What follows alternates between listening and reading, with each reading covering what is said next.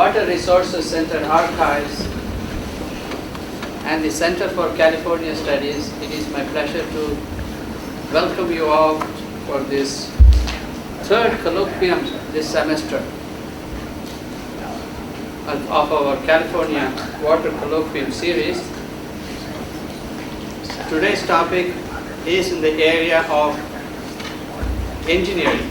The first topic in September was in the area of natural sciences. Phil Peaster talked about desert fish of California. And in October we had a judge talk about water law. And then today we have engineering, and in December, on December 10th, the second Tuesday in December, we will have an environmental activist, a lawyer from Environmental Defense, Mr. Tom Graff, is going to talk about the successes and failures of the environmental movement over the past 30 years. So please mark that date on the calendar. And before I call upon Professor Matt Condall to introduce our speaker today, Linda Vida has a small announcement to make. She is the director of the Water Resources Center Archives. She keeps the ship moving. I just wanted to make an announcement. Those of you who've been coming to these for a while know that we do an annual calendar. So our calendar for 2003 is available for purchase at the archives, and it's $12.95 and plus tax. Sorry about the tax, but I guess it goes to help schools and transportation and all kinds of things these days. And here's a calendar that you can look at and see. It's about before the bridges, so it's about ferry boats. And I did want to, also we have some brochures for the calendar. If you just want to pick one up, we do have a mail order that you can do. And I wanted to give this 2003 calendar to David Rogers for thanking him for coming all this way. Do I have to report this on my taxes? I didn't know you guys did a calendar. That's great. So I'm going to leave it to you. There's also a couple of, there's the Colloquium brochure and then also some brochures for the Water Archives. So I'm going to leave these here. And one more announcement, we have the clipboard coming. Please sign your name. And if you have not already indicated your email address, so that you can put your email address, it is optional, and we can send you an announcement for the future. With that, it is my great pleasure to invite Professor Matt Condall from the School of Environmental Design. He's a geomorphologist who specializes in restoration of damaged landscapes, and he will have the pleasure of introducing Dr. Dave Rogers. Well, it's an even greater pleasure to introduce Dave, really an ideal speaker for this series. Dave has a geology undergrad, a civil engineering master's, and his PhD is here from Berkeley in geological engineering. He entered the consulting field, working for Alan Croft for a few years and then on his own. His firm did a lot of work for the state and also for other government agencies, especially reviewing reports, geologic reports that were submitted. And we often refer to some of the people who submit these reports as geostitutes. So anyway, he had quite a bit to critique in that. And in addition to that, Dave has served on many panels that are convened to review dams. So each time there's a dam failure, like you might be talking about this one today as well, there's a dam in Jordan that recently failed, and Dave is on this committee to review that. And also, even dams that haven't failed, there are periodic safety reviews, and he's often the geologist called for one of these panels. So he's seen a lot of dams, which is useful for us. Another side of Dave has to do with his position as a naval intelligence officer. He was on active duty and then on the reserves for a number of years. And during the Gulf War, he was still in the reserves, and he was called up. And I remember at that time, I was trying to get him to give some lectures on campus. And he said, well, I'm off to whatever the hell that island is in the Indian Ocean where you were doing this work. But one thing, a lot of the techniques that he learned as a naval intelligence officer, he's been able to use in his forensic work on dams, some of the satellite imaging techniques and so on. It's also given him a great collection of what are literally war stories. And a couple of years ago, Ramon Batalla and I went down to Southern California with Dave, and we visited the Matilija Dam and some of the other dams in the San Gabriel Range. We were starting a project down there, and as we were driving around in the van, Dave would tell these stories about the Gulf War and different things, and we would literally get back to we're staying at the faculty club at UCLA. We'd get back and then we'd sit down with a cup of tea and tell us more, Uncle Dave. Anyway, Dave is a great storyteller, and he also has a terrific collection of images, which we will also benefit from now. So, and I should point out, Dave has also done quite a bit of teaching here at Berkeley while he was in the Bay Area. He taught the geological engineering class, the CE70, for a number of years. He also taught our environmental geology for planners class a couple of times in landscape architecture. He's now at the University of Missouri, Rolla, and let me see what his title is. Carl F. Hasselman, Chair in Geological Engineering. So fortunately, his love of teaching overwhelmed his love of California, so at least temporarily he's elsewhere. But I'm glad you're here now, and I hope you come back and stay also sometime. Thanks, man.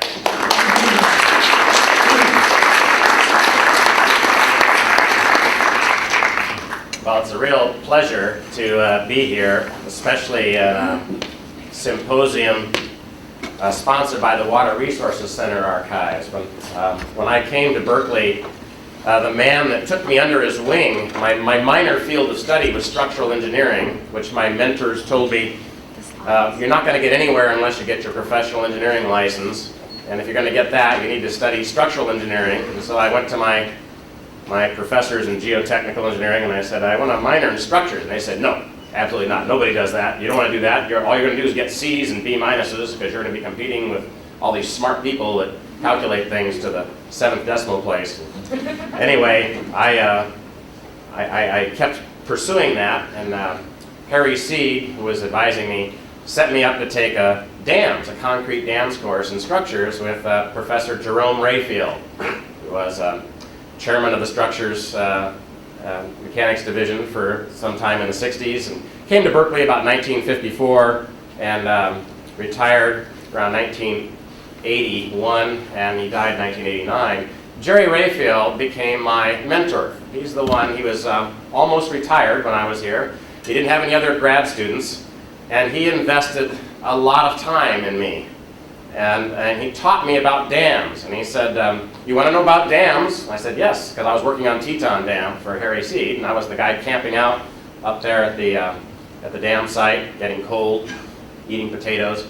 And he said, well, you need to go down to the library, down to the engineering library, and get out the first volume of Engineering News Record, I think it was 1881, and look in the index, it's in the December issue, and read every article about dams or reservoirs, and start there, and you're going to do this for the summer. He gave me, I think, 8 units of graduate credit, and I spent the whole summer in the old engineering library, which is up where the Water Resources Center archives are now, and I read through those engineering news records.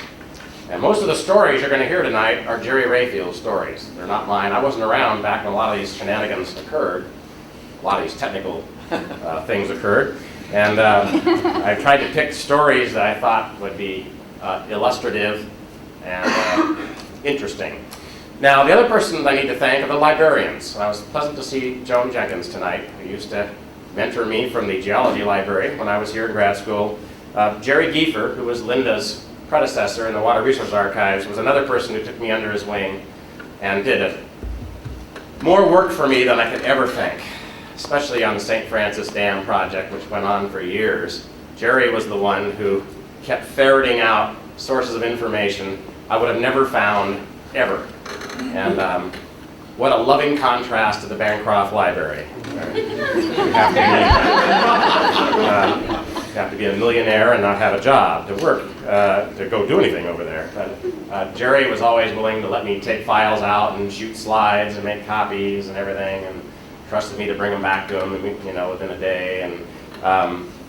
And really, a lot of the pictures you're going to see, that's where they came from. They came from the Water Resources Center archives. And so I'm very happy to see Linda continuing that tradition here of creating a specialized library that's really one of a kind in the whole United States. There's no other place like it. It's really one of the jewels of the Berkeley campus. So with all that aside, we'll get started. This is my first PowerPoint presentation I've ever done. So let's hope it works, okay? Can we turn off the front lights so people can see the image? Yes, right there, the second row and third row. How's that? Is that better? Yes. Okay, you've all seen that one. We're going to start off with what were some of the records in California. Well, California was the site of the first arch dam in the world, built in 1884. It's now Big Bear Lake up in the San Bernardino Mountains. Frankie Brown designed it, and everybody criticized it afterwards as being too daring. Too daring. It took several overtoppings, 1895, 96, 1909, 1910, 1910, 1911. It was overtopped, and it survived all the overtoppings. In fact, they piled up earth against it because they thought it was too daring, and it overtopped and washed away all the earth. And still stayed there. And this is what it looked like, elevation view, plan view, in the section from the original design, 64 feet high on a radius of 335 feet. Spillway channel over there on the left abutment wasn't very large, and it survived 2-foot deep overtoppings. It was replaced in 1911 by a classic buttress dam designed by John S. Eastwood, and that was stood overtopping in January 1916. In the 30s, they built a highway over the top of it, which is the Rim of the World Highway. The first mass concrete dam in the world was Lower Crystal Springs Dam over here near San Mateo. It's called the San Mateo Dam at that time. It was designed by Herman Schussler, who was chief engineer of the Spring Valley Water Company that supplied San Francisco. And he used mass concrete because there wasn't any good rock to build the Cyclopean masonry dam. He did take great pains to make interconnected blocks. And Raymond E. Davis did a wonderful paper on this back about 1964 discussing it. This dam was situated within just 150 yards of the San Andreas Fault. And it got up to 154 feet high. The original design height was 170. They ran out of money. So it happened a lot in those days. That sounds familiar. It happens not these days. Here's the kind of interconnecting blocks they used. They had to import all of the cement, and it was very coarse cement, from England. And they used 470 pounds of cement per cubic yard, and that makes really strong concrete. And this thing survived the 1906 earthquake without any kind of damage. Now, part of the reason is the foundation it's on is so fractured that it damps out motion like crazy. Another daring project that went through 30 years of controversy in the ASCE transactions was Sweetwater Dam. Probably no more controversial dam project in the country than this one. It was designed by Uncle Jimmy, James D. Schuler, 1886 for the San Diego Land and Town Company. The dam was built 90 feet high, and it was had a crest length 380 feet. And it was a very daring design, 46 feet thick at the base and 12 feet at the top. And at the October 1988 ASCE convention in New York City, the former society president, James B. Francis, who was he was probably the leading dam engineer in the country at the time, he questioned the adequacy of this small waste weirs. That was the spillway for the whole thing. And we're talking about an area that has a tributary watershed of 182 square miles.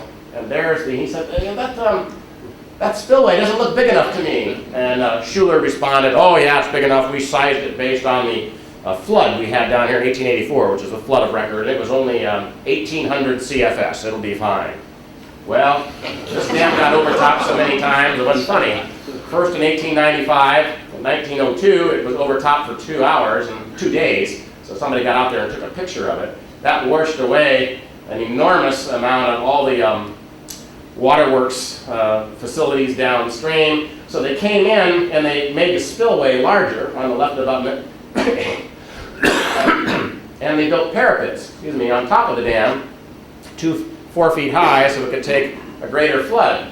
Well, then the January 1910, 1911, they raised it another 15 feet. That increased the reservoir capacity by 70 feet. In January 1916 flood, which was a big flood in Southern California, they had 45,500 CFS. They designed it for 1,800.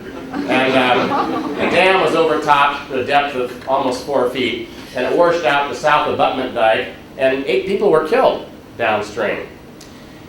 Well, after that, they said, well, we got to increase the size, the capacity of the spillways here. They're not working. That's been overtopped now 3 times. And so they increased the spillway capacity by building these very large siphon spillways on the right abutment. That was in 1919, and increased the capacity. And there it is today. It's still soldiering on today. It looks like a war-weary old thing, but water is money in California, especially Southern California. It only rains about 10 inches a year in this area. And this watershed gets up to almost 7,000 feet. So it's still there.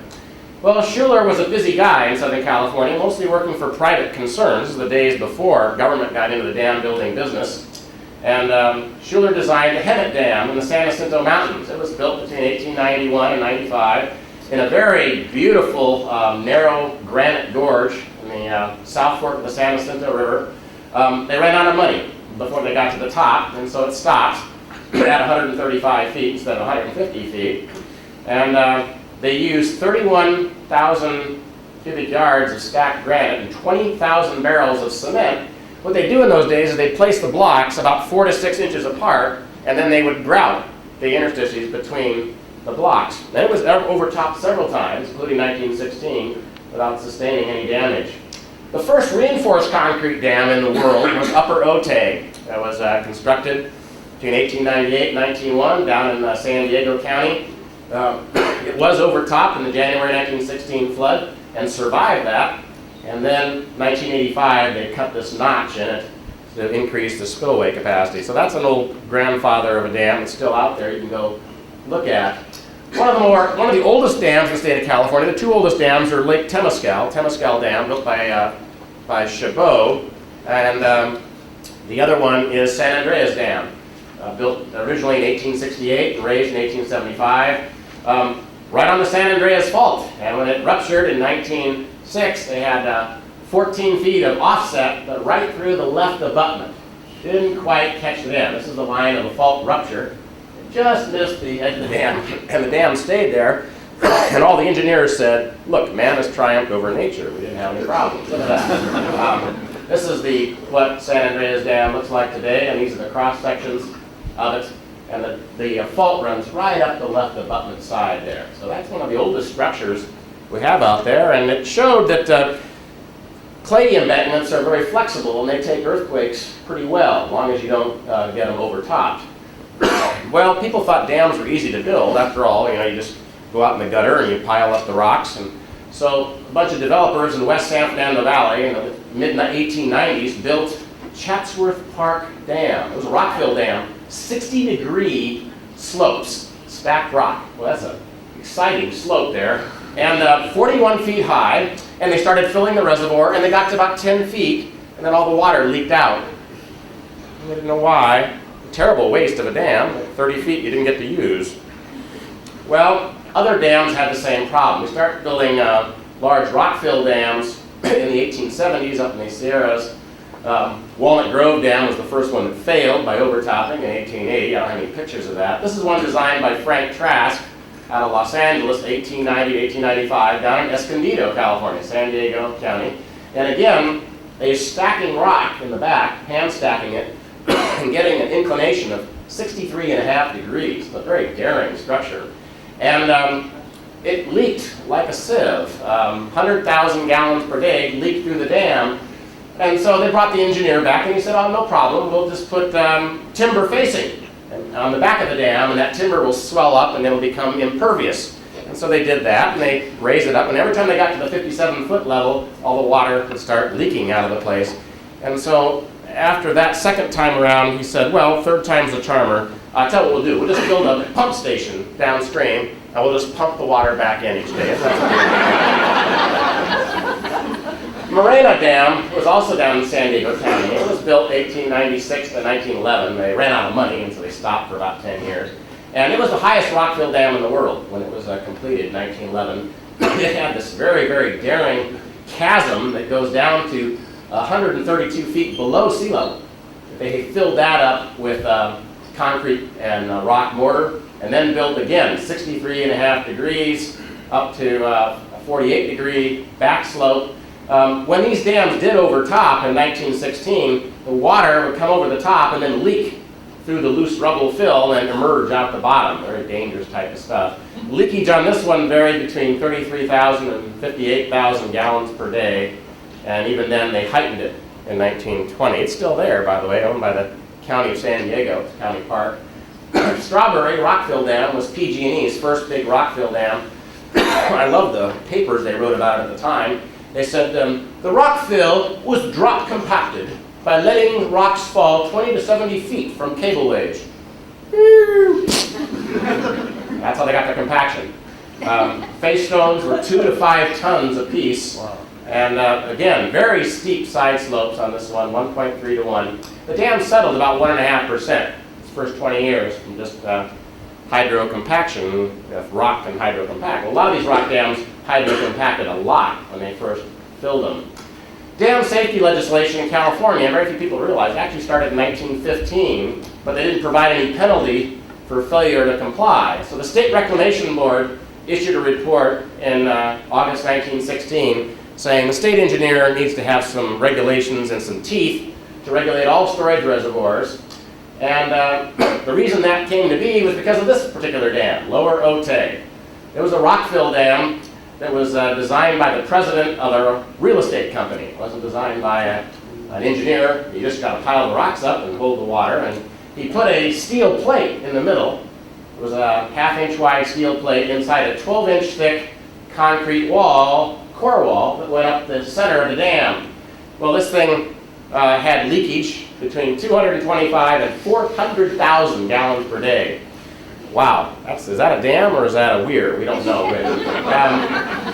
On January 27, 1916, it failed.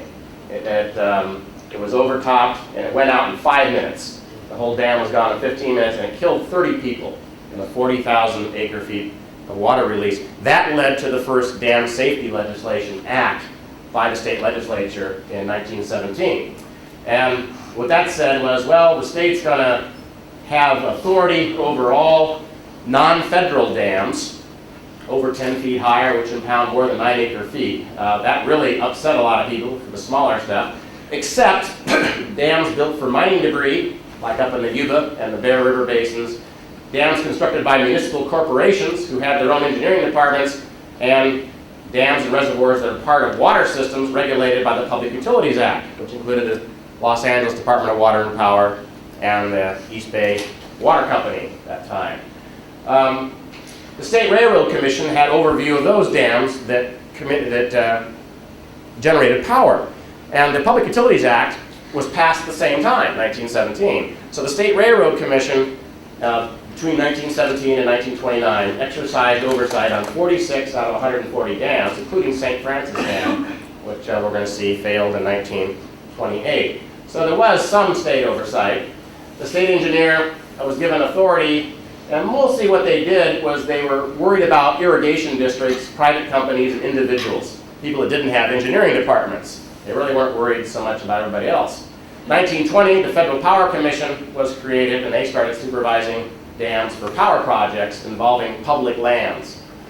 Well, 1919, John S. Eastwood kept building larger and more challenging multiple arch dams, and this was the highest one in the world, Lake Hodges, which is also near Escondido. It was completed, and it started developing cracks, which were along the minimum principal stress trajectories in the buttresses, and that led to a lot of debate, and it really hurt Eastwood's career. The problem turned out to be just a lack of shear reinforcement, transverse steel reinforcement, which they didn't know a lot about back in the old days. Lake Hodges did survive a spectacular flow event in February 1927. It had 45,000 cubic feet per second roaring over this thing. Now this creek usually flows about 10 CFS. So you can go from 10 to 45,000 in California. It's like the stock market in the 90s, you know, up and down.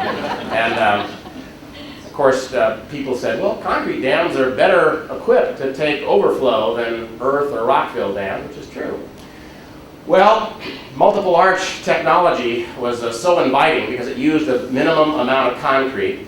The cement plant business in California didn't start up until about 1909 with the monolith plant built by the city of Los Angeles for the first Los Angeles aqueduct near Tehachapi.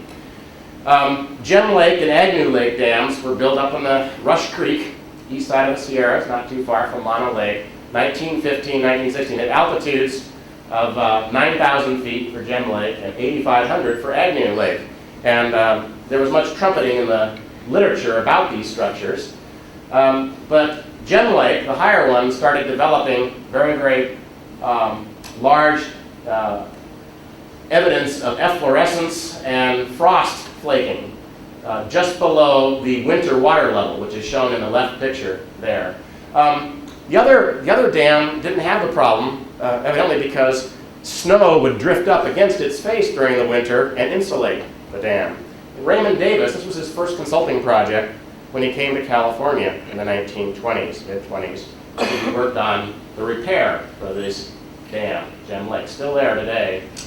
Well, the world's highest constant angle variable radius dam, designed by Lars Jorgensen, was in Lake Spalding, which was raised in 1916 and again in 1919, got up to a height of 276 feet.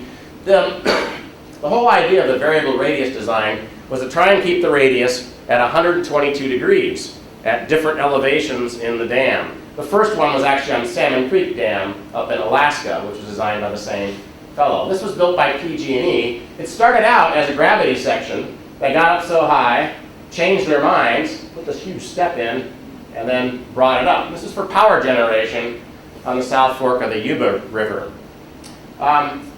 1919, we saw the first dam in the world with an artificial thrust block.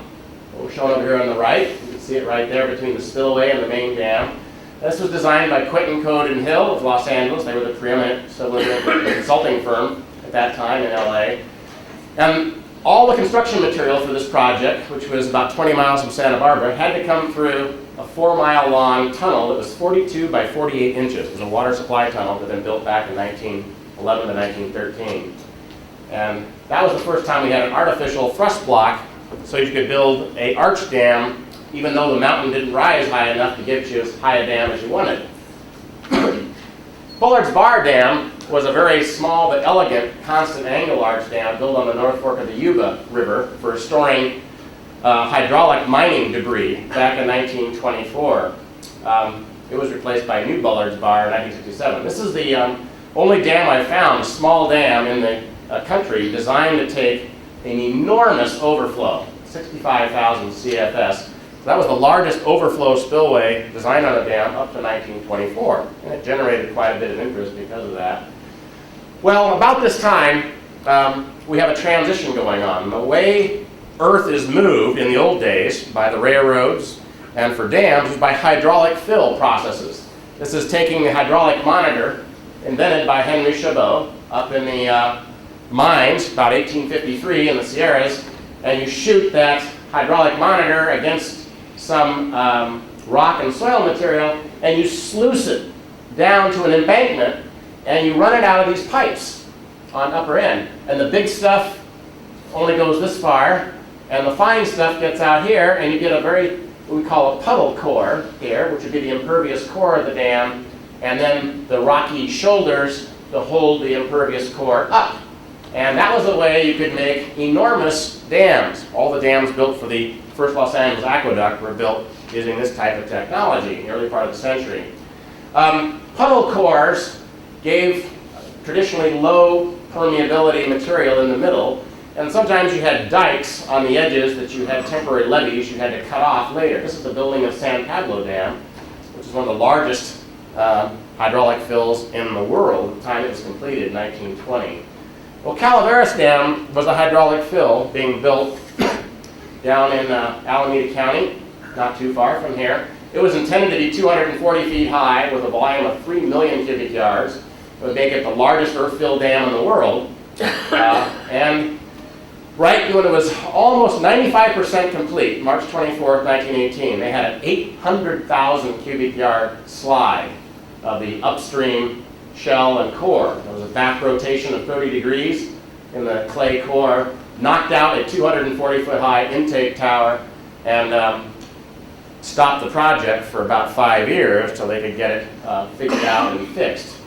San Pablo, in the meantime, didn't have those kind of problems, and it was completed in 1920, was not filled until 1938 because the water was coming from the McCullum Aqueduct, which wasn't completed till 1929-31.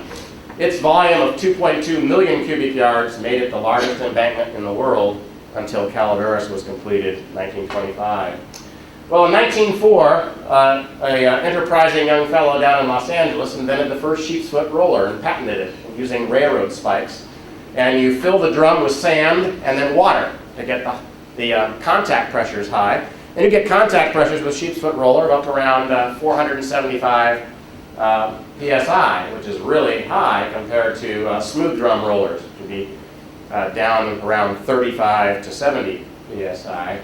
In the 1920s, we started seeing semi-hydraulic fills, where they would do like you see on tailings dams. They would build rolled fills out on the edges to be their dikes, and then puddle core the middle.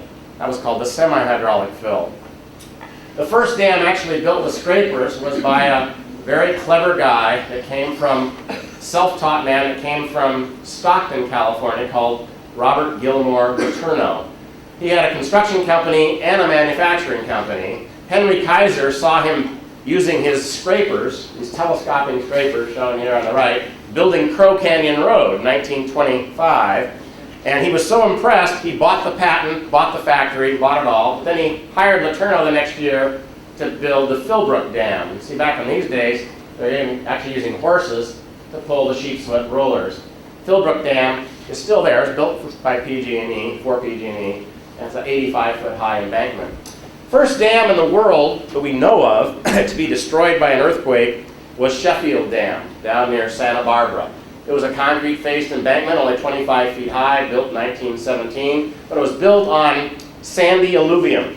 And they got a magnitude 6.3 earthquake, mid-1925, and that caused the foundation below the dam to liquefy, which was not understood until it was unraveled by Professor Harry Seed here and others in the late 1960s, working here at Berkeley.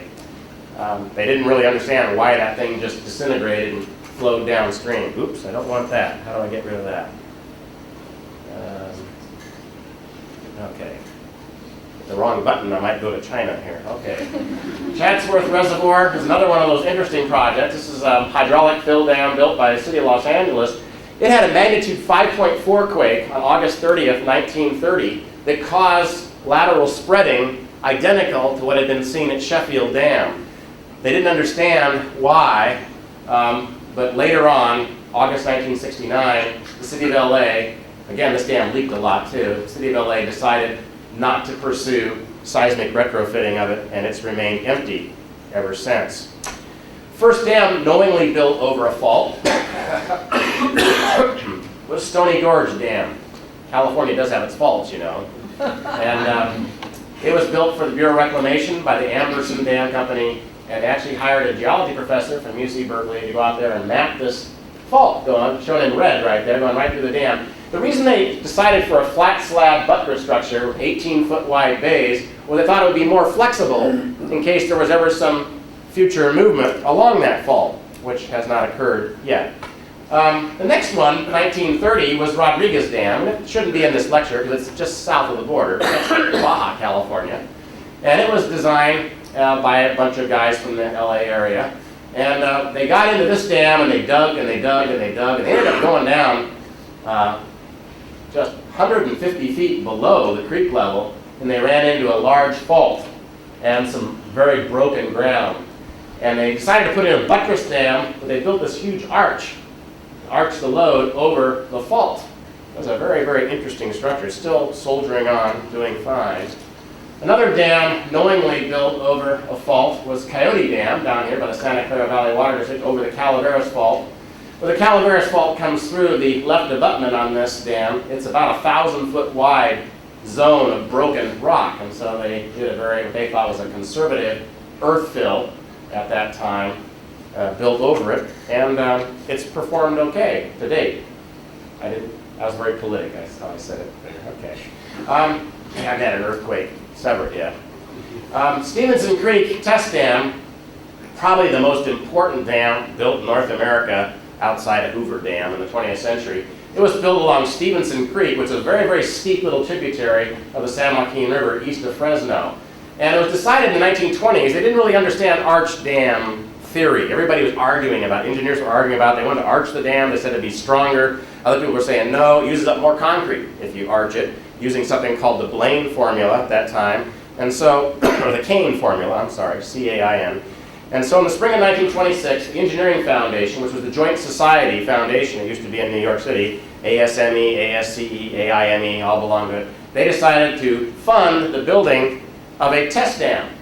And the test dam was 60 feet high, and it was arched on a 100-foot radius, and they loaded it up, and they tried to pick a creek where if the dam broke, it wasn't going to be any consequence downstream. It actually, they measured some very, very high loads. It was a very, very thin, daring structure. It actually survived overtopping in November 1926. This is how thin the dam was. 7.5 feet wide at the bottom, 2 feet wide at the top. And then they made models of this at the University of Colorado and tested those. And what came out of all this was the trial load analysis method for design of arch dams, which did not show up in the profession until 1929. A lot of historians have argued that with me, who don't have engineering degrees, but they like to do stuff like that. So we didn't have a rational analysis for design of arch dams until 1929. That means the dams that benefited from that were those built after about 1931. St. Francis Dam was designed and built by the City of LA, Department of Water and Power, 1924, 1926. And William Mulholland, the chief of the agency, made a political promise to the Board of Public Service Commissioners when he testified before them to get the funds in June of 1922. He said, I'm going to build 9 new reservoirs, and one of those reservoirs, the last one we built, I wanted to be able to store a 1-year supply of water for the city of Los Angeles. Well, that was okay, because at that time, the city of Los Angeles, 1923, the annual consumption had been 30,000 acre-feet. But every year thereafter, the city kept growing and the consumption kept going up. And so he grew the dam up. And in the end, he raised the dam 20 feet, which out of the original height of 185 feet, they had to build a 600-foot-long dike along the right abutment to be able to handle this additional storage. And they ended up increasing the capacity of the dam by 22%. To 38,160 acre-feet. They designed the dam using 2 prominent textbooks of that time, Chester W. Smith's Construction of Masonry Dams and Edward Wegman's book called Design of Dams. And both of those used cantilever method. They did not have arch method yet. And they just said, you compare the horizontal forces created by the hydrostatic pressure. It doesn't matter if the lake's 2 feet long or 200 miles long. The hydrostatic pressure, strictly a function of height, and the mass weight of the dam. And they didn't buoy the mass weight of the dam because in those days, most engineers prior to 1928 believed that the concrete was impervious and the water could not penetrate it. The water pressure could not penetrate it because of its low porosity. That turned out to be wrong, and they never have understood why, but we do know that you have almost instantaneous pore pressure conductance in concrete, but nobody knows why. And I keep asking the old timers, so, don't you want to know why? And they always look at me puzzled and say, who cares why? All you need to know is it happens. That's all that matters. You don't need to know why. Guys like you ask why questions all the time, never make any money at all. Now, the idea is to get that red thing, the resultant thrust, in the middle third of the dam. If you get it outside the middle third, you'll start to tilt and you'll get tension in the bottom. And these are not reinforced concrete, mass concrete dams. And so tension is your death on the heel of a structure because the water pressure will get in there and move the resultant way downstream. Well, we look at this dam and we analyze it in the modern era. What we find out is it gets unstable and overturning when the water got within 5 feet of spillway crest, which was 15 feet above the original base design for this thing. They also did not include uplift forces in the design, because that wasn't in the textbooks at that time. And uplift forces were alleviated by uplift relief wells they built underneath the main dam section. And that's how people handled it in those days. This is how they handle it today, too. If you get a crack in the upstream shell, it moves the resultant RT outside the middle third, and the dam will have excessive tilting. The dam was arched 500-foot radius, and that was not incorporated into the design. But that should make it a safer dam, because arch stretches get much larger as the dam gets thinner toward the top. So you'll start taking these excess loads and thrusting them onto your abutments. When we analyze it in the modern era, what we see is when we get to within 11 feet of the spillway, the arch stresses take off and get very, very high. So what happened?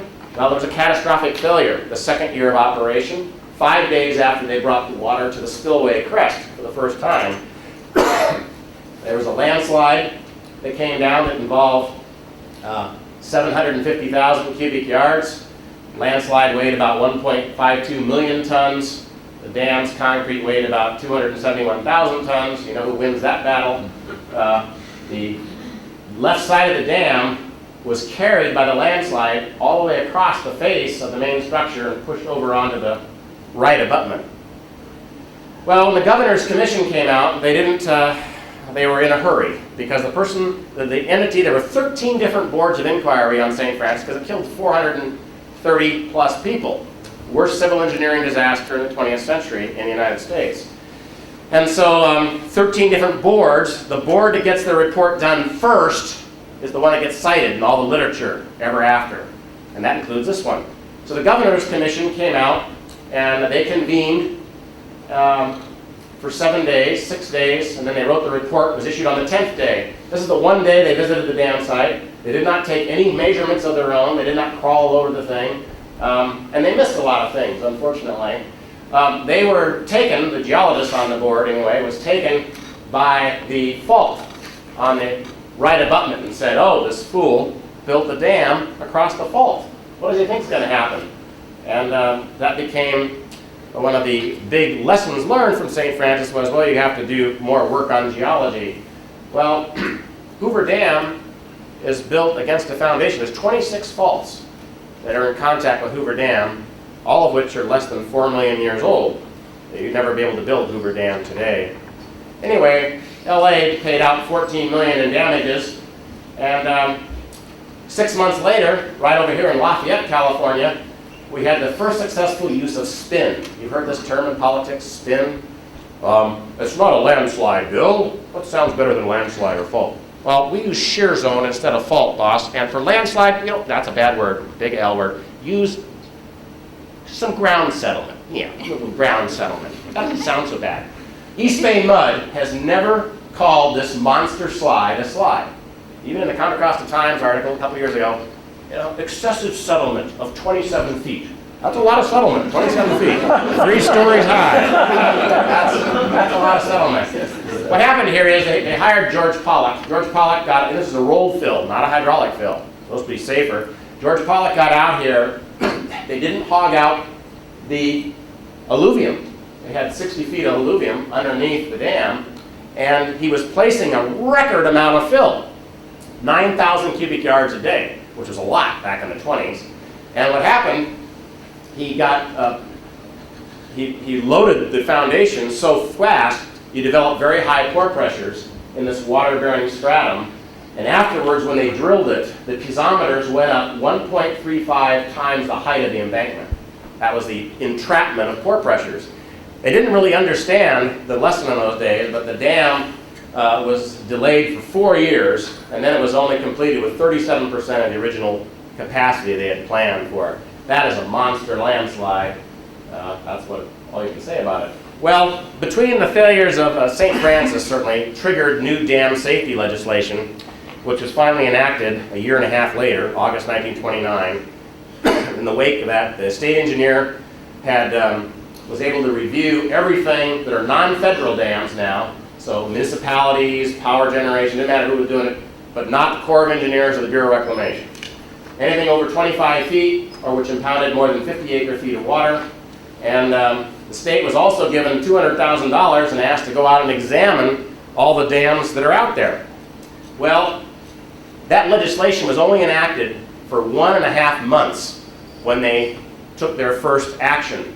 The action had to do with the largest dam in the world by a lot, which was being built by the Los Angeles County Flood Control District in San Gabriel Canyon above Azusa, California. This was a concrete gravity arch dam to be 512 feet high.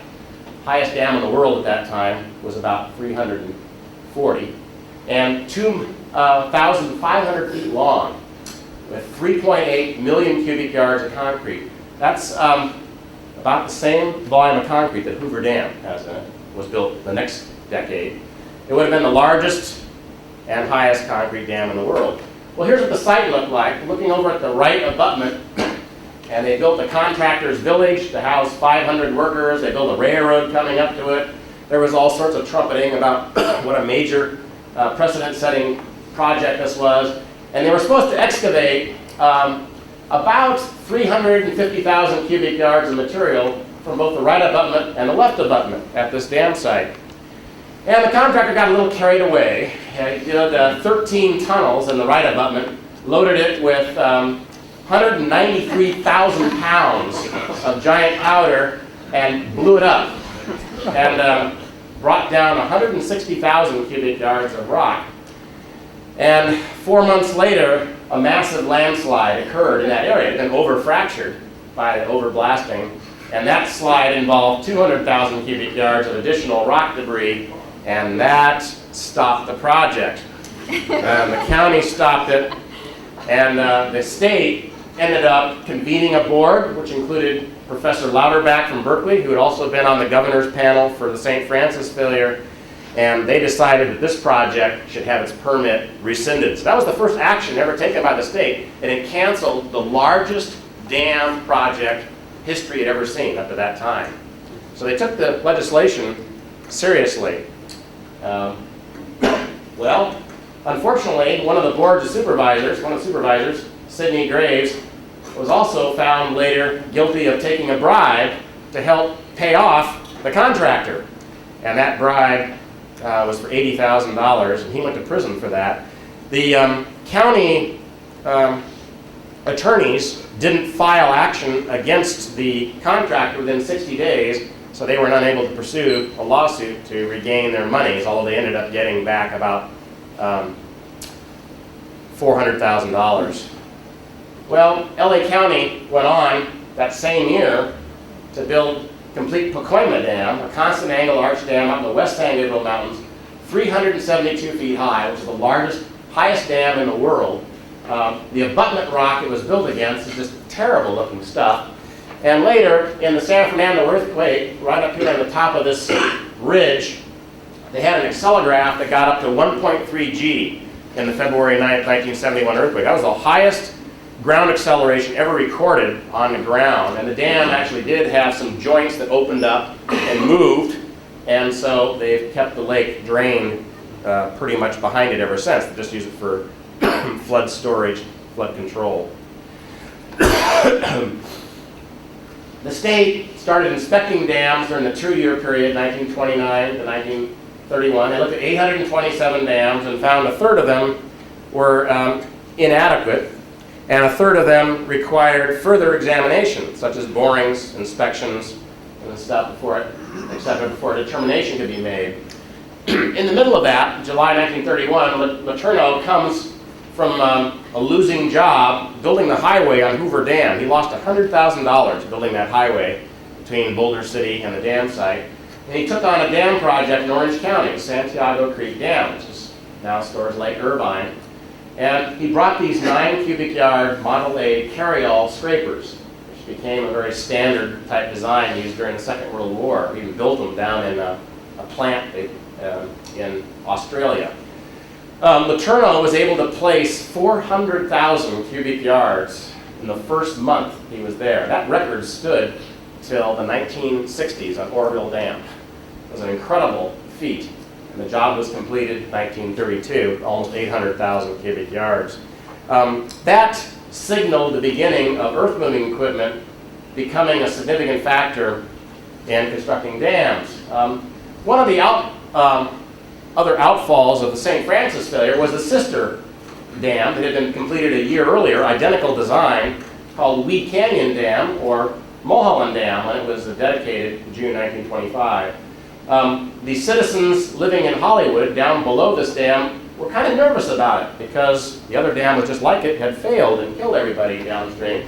And so they kept agitating City Hall, and they finally got the city to appoint panels. Now, when you appoint the first panel and they give a report and you don't like the answers in the report, what do?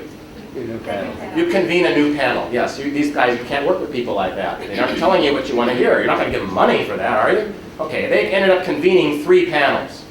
And the third panel said, you know, this thing isn't safe. You don't have uplift relief, you don't have this and that. And so they ended up putting a fill in front of it. It was 330,000 cubic yards. And they drew the reservoir down because they had to lengthen the conduits for the Glory Hole spillway. So they went from a reservoir with 7,500 acre-feet capacity to 4,000, and they actually maintain it at 2,750 today, and that's where it's been maintained since 1934. This is what Mulholland Dam looked like when it was originally built. It was a beautiful dam. You can still see the arches. They're still there. That's all that shows, the top 20 feet. The rest of it's all covered with soil and eucalyptus trees. Bouquet Canyon Reservoir was the replacement structure for St. Francis. It was built about 9 miles away over in Bouquet Canyon. And the resident engineer on this project was the same resident engineer that had worked on St. Francis, a guy named Ralph Roscoe Proctor. And they put in huge blanket drains on this one to show the world that they could do a good job of building a dam without killing people. And Proctor was charged with developing some sort of test scheme for the earth fill. And so he came up with what we know now as the Proctor compaction test, which relates moisture content versus dry density. And I go to the former Soviet Union, I go to the People's Republic of China, they all know what the Proctor test is because they all use it. And that's what everybody calls it. So Ralph Proctor was a field engineer. We're going to see his last project here later, which is Baldwin Hills Reservoir. A 6-year program of dam safety inspection then ensued in the 1930s. And by that time they had 950 dams they inspected, of which 588 were under the state's jurisdiction. So they looked at all those federal dams to see what they could learn from them. And all new dam construction was under state observance after August 1929, including that Santiago Creek Reservoir we showed you. Well, here's the most controversial project probably in the state's history. O'Shaughnessy Dam on Hetch Hetchy Reservoir on the Tuolumne River. It was built between 1919 and 1923 to a height of 344 feet, and then there was a 14-year lapse, and they went in 1935-38 and heightened it to 430 feet. In that interim, concrete technology had gotten much, much better, and they knew how to control the heat of hydration by cooling the concrete so they wouldn't get as much shrinkage. And so the consulting board pointed out to the city, this isn't going to work, guys. You can't take new concrete and attach it to the old concrete. The new concrete is going to cure at a much more rapid rate than the older concrete, and the older concrete is a lower sac per cubic yard mix, blah, blah, blah. You can't do it. They ended up putting all these steel tendons into the new concrete, and then they left a 2 to 4 foot gap until the concrete had cured with cooling pipes. And after 6 months, they grouted that 2 to 4 foot thick zone, and you can see they put galleries in there between the two dams. It's a very, very unusual design. Now here's where we have the Democrats and the Republicans. If you're an engineer, that's the most beautiful project in the world.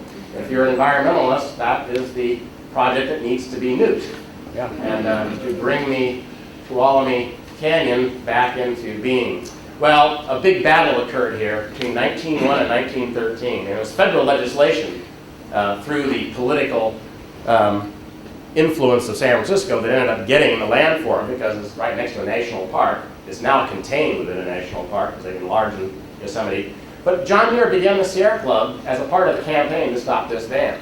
in 1901. That's how we got the Sierra Club, which, depending on your political outlook, will cause a groan or a cheer.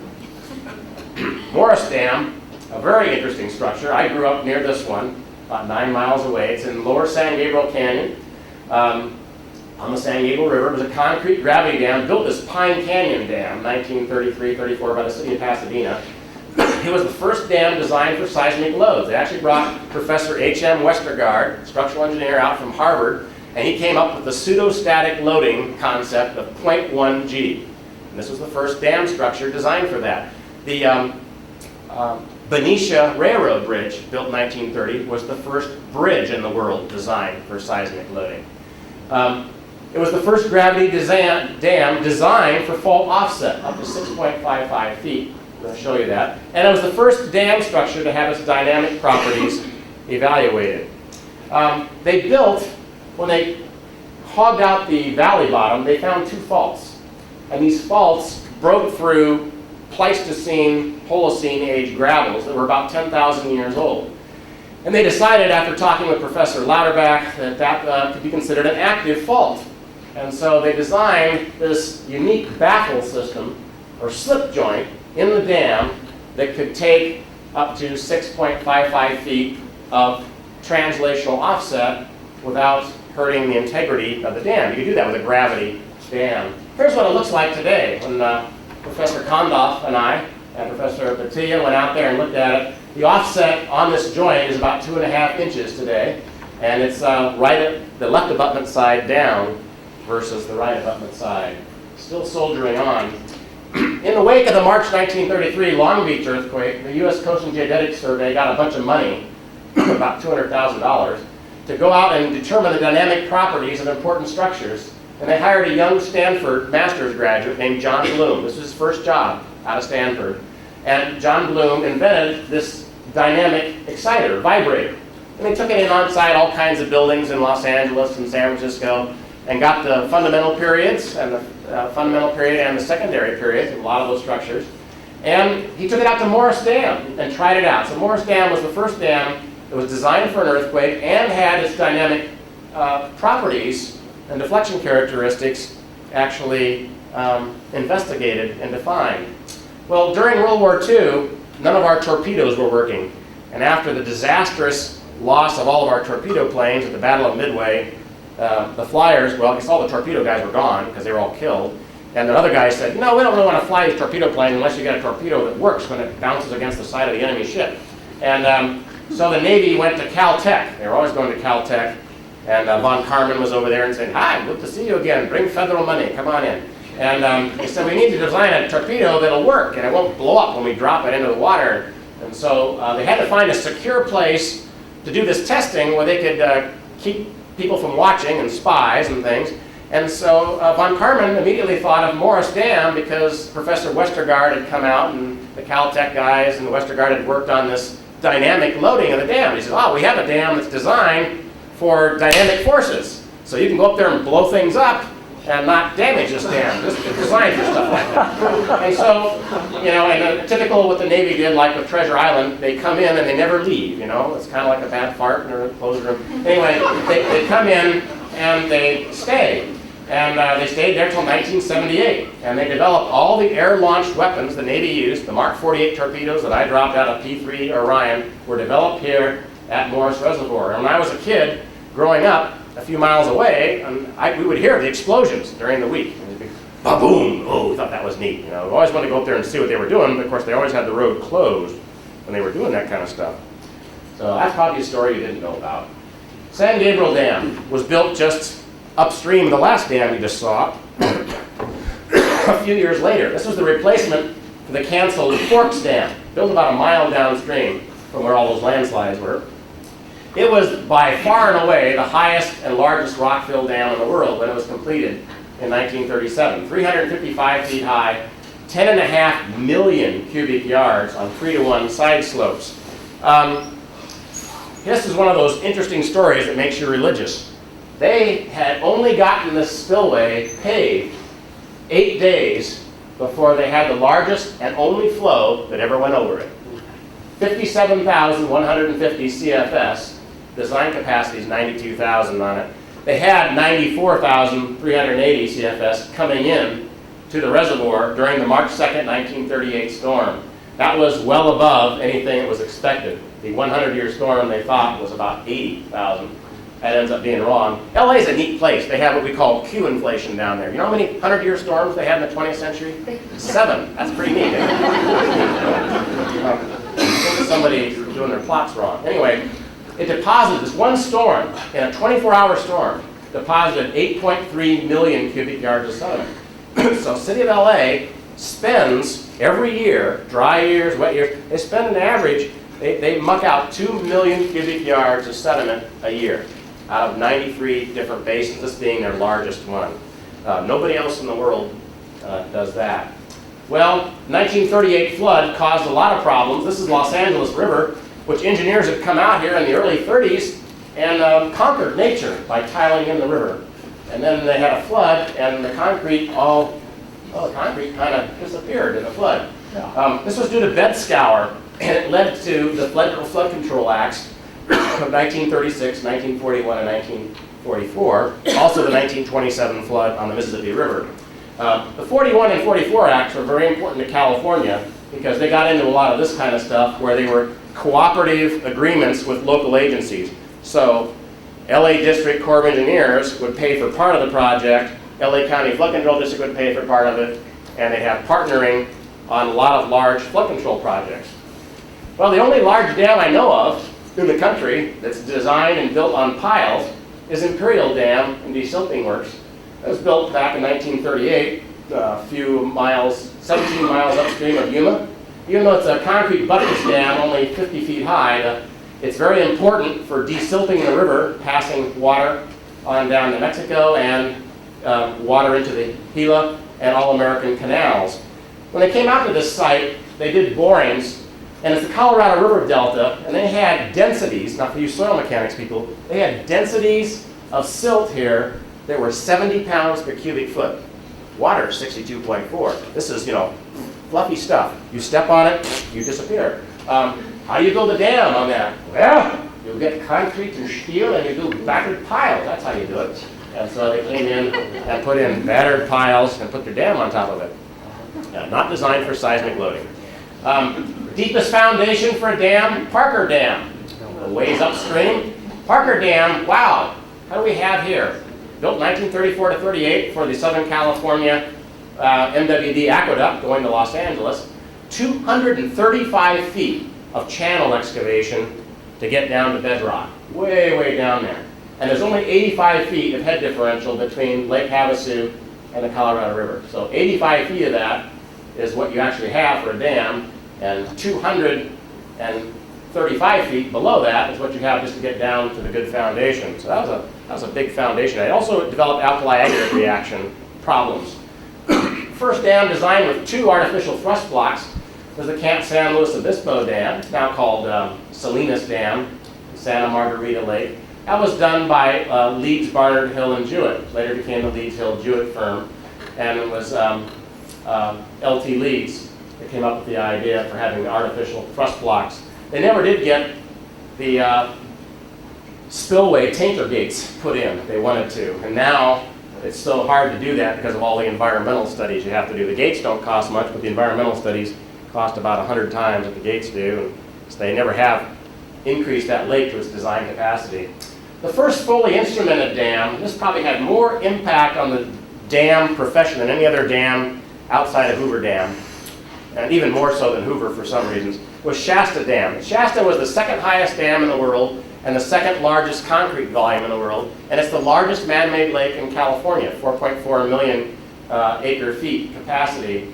It's 602 feet high, and it was built with all these blocks, and it was one of the first dams, it was the first dam that was completely instrumented when they built it. Roy Carlson, who had come from MIT to here, who had a company here in Berkeley, developed these strain meters and stress meters and also temperature meters, and they put these in these rosettes into the dam, these strain meter groups, as they were building the dam. So they got to watch how their design assumptions, how how they worked out while the dam was being built. So you got to see the loads coming on, and that included all the heat of hydration stresses. That hadn't been done at Hoover Dam. They had made a lot of assumptions about those. And so in this dam, you actually are building monoliths 300 feet high in the river channel section with nothing next to it. So the dam actually creeps and moves this direction, and then you got to fill that one in, and it moves back the other direction as the water load came up on it. And a very famous paper was published by Jerry Raphael in 1953, which got the ASCE Mosif Award, 1954. That's what landed Jerry the job here on the Berkeley faculty, was that Mosif Award. But what he showed was that the resultant thrusts were much more conservative than anyone had ever assumed prior to this time. Instead of, they expected these things to be inclined like that, instead they were like this. And that was a huge surprise. And it also led to the formulation of the finite element method for analyzing dams. It was pioneered by Raphael and Ray Clough at Berkeley around 1965. What happened with Shasta is you have the condition shown up there in the upper left. You had strata dipping back upstream. That takes the resultant thrust and moves it back.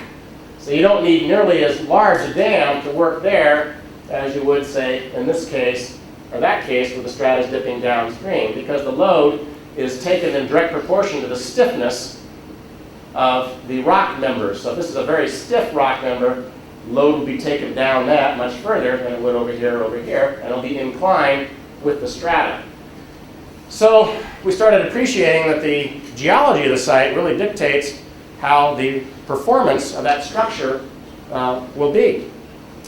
Well, during World War II, we had a whole bunch of Corps of Engineers projects in Southern California, Sepulveda, Santa Fe, Prado, Whittier Narrows, San Antonio. Hansen Flood Control Basin was built during the war in '43 to protect Lockheed aircraft right over here. They were building all sorts of airplanes. It was the first dry fill project in the world, and they trumped about that at the time. And what they did is they didn't add water. Water costs a lot of money in Southern California, and so they just used turnipole scrapers, again, another invention of R.G. Letourneau. This time he's just producing equipment. He's not in the construction business anymore.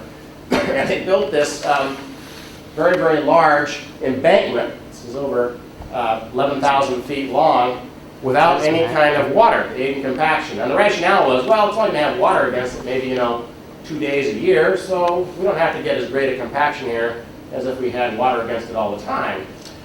Matilaha Dam was built in 1948, 49 for, it was a Bureau Reclamation project.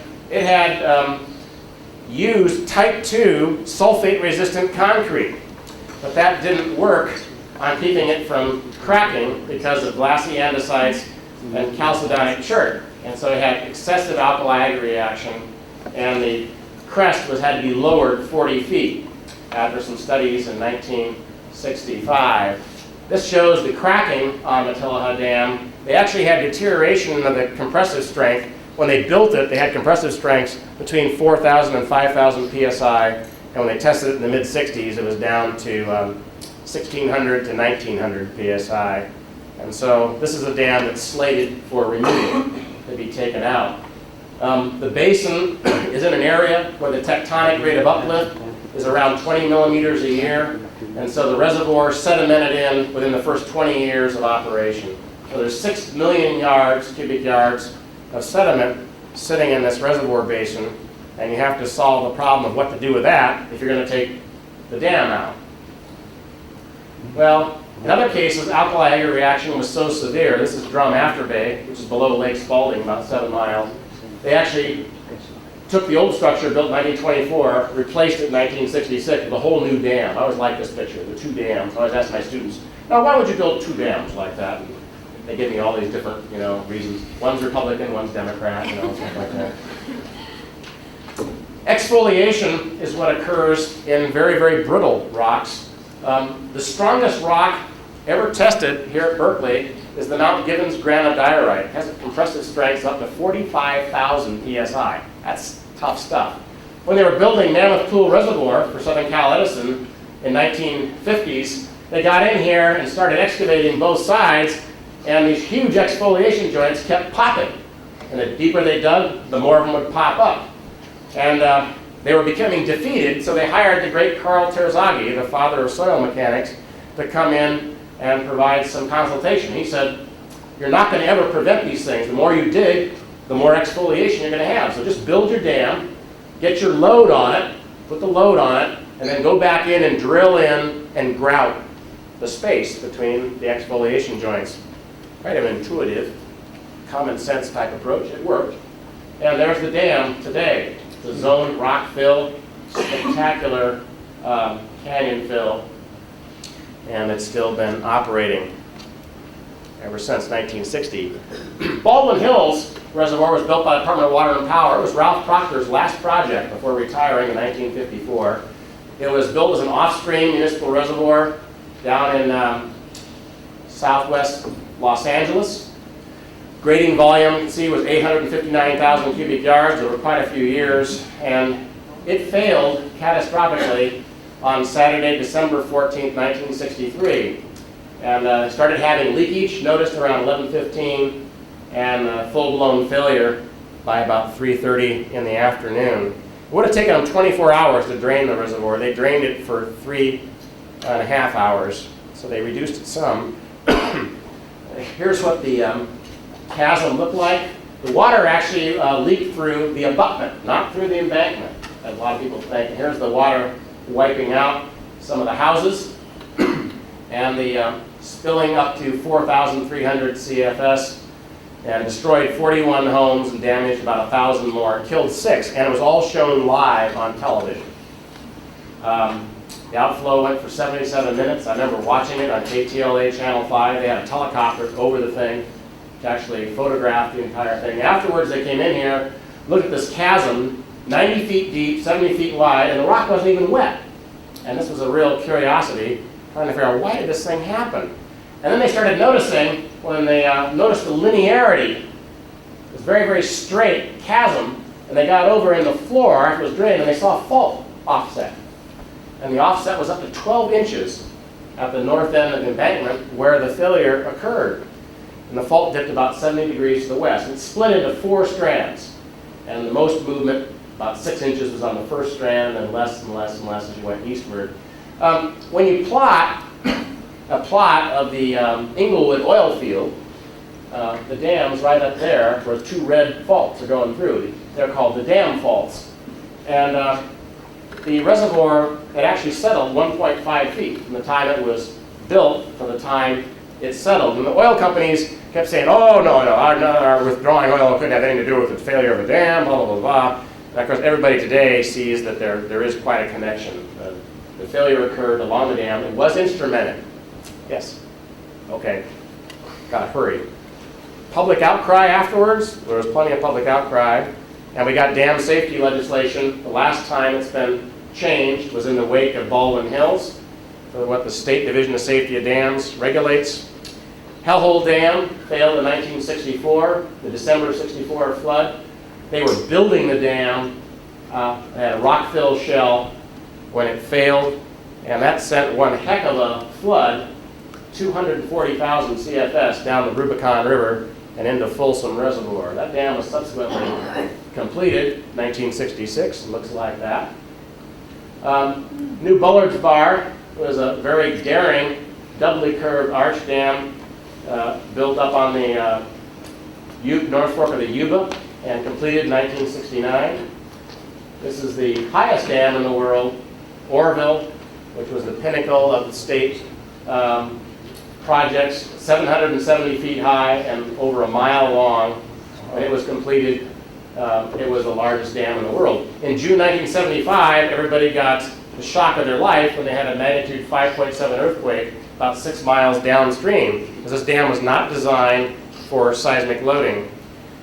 Lower Van Norman Reservoir failed by liquefaction in the 1971 San Fernando earthquake.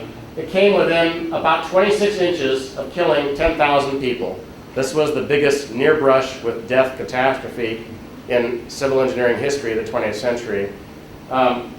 Group at Berkeley figured out what zone liquefied. It was this hydraulic fill right here, which is sandy. It liquefied and came apart. And that caused 30 other dams to be reevaluated and retrofitted in the succeeding decade. Auburn Dam controversy, I don't have time to tell you the story about it. It was a triple arch, or an elliptical arch dam, maybe the largest one in the world. Compared with the other great concrete dams of the world. But it was not designed for seismic loading. One particular engineer named Don Rose, one of our graduates from here, put an end to it by showing that the dam went into tension with a fairly modest earthquake loading. Later, the state started opposing federal dams such as New Melones. The state lost that battle. The New Melones Dam was built. New Exchequer and New San Pedro, they all went in the 1970s. The upstream shell failure of San Luis Dam in 1981. Garvey Reservoir was the last dam to be condemned by the State Division of Safety, and that was after the 1987 and 1988 Whittier Hills earthquakes caused piping problems on it. A lot of California's older dams are being retrofitted today using Roll Creek technology. And the last big dam was Seven Oaks Dam, which was completed in November 1999, right at the end of the century near Mentone, California. And it's a colossal structure. It took 30 years to get the planning and funding to get this dam built. This provides flood protection for Orange County, which was completely inundated in the March 1938 and January 1916 floods. That's all I have.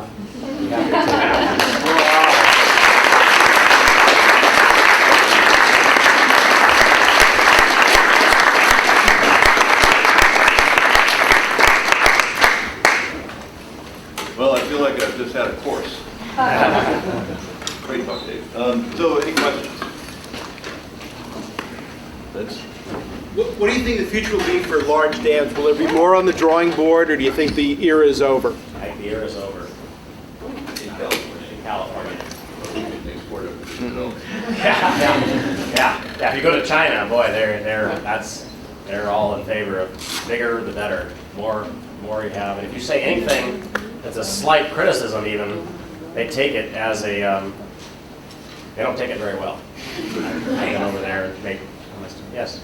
How far is San Andreas Fault or major faults from Castaic and Pyramid dams? Well, Castaic is one that I would have liked to include. Castaic had all sorts of problems that are fairly complex problems to show for a general audience. There are fault-bounded blocks in its foundation that have experienced movements that are not related to tectonics. They're older faults, but if you put a bunch of water against soft tertiary sediments and late Cretaceous age sediments, you're going to get movements because of the low modulus of the fault zones.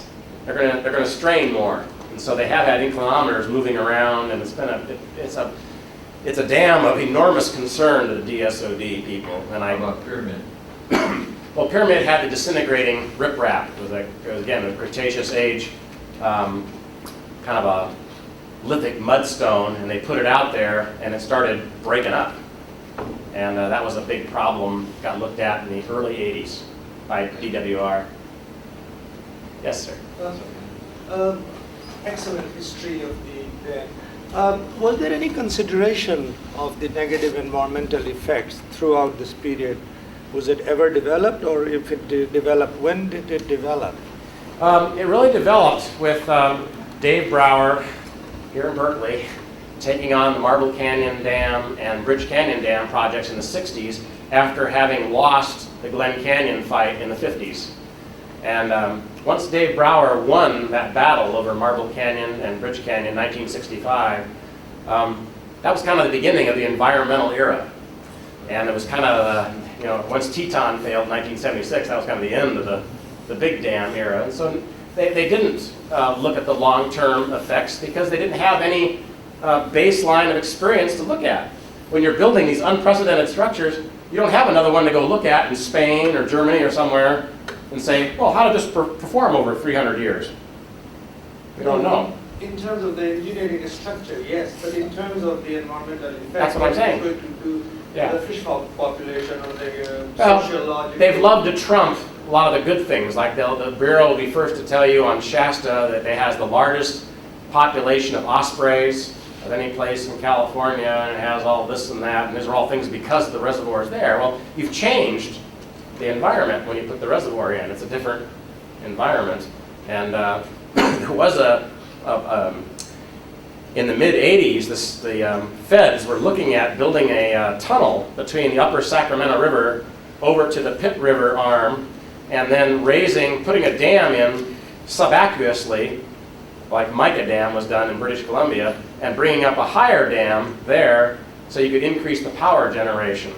And that got killed by environmental concerns over losing the trout habitat in the upper Sacramento. They didn't even get off the drawing board. So there's certainly much more. We're in the environmental era today, and we'll start tearing dams down, and then when the people below Matilaha get killed by the next 2038 flood, we'll go, well, maybe dams do some things that are good. They shouldn't have been living down there anyway. That's a bad place to live. Of course, you shouldn't be living on the hill slopes either. That's a bad place to live. So maybe Mars or something. I don't know. Just one last question about dams maybe in sandstone or sandstone geology. Is Flaming Gorge and Glen Canyon and that type of geology? I don't know much about it. Well, they had all sorts of problems with both those projects. Okay. We could have a whole lecture on that. They did a lot of foundation treatment on Flaming Gorge. And Glen Canyon, they had a lot of movements until it stabilized. It's finally stabilized. There were a lot of design changes that were made in the field on both those projects. They were considerable. Okay, I can probably bored everybody long enough. I have a copy of the presentation to give you, Linda, so if anybody wants to check it out. And we taped it. Okay, We videotaped, so. Okay. All right, Thanks. thank you. Thanks. Thank you.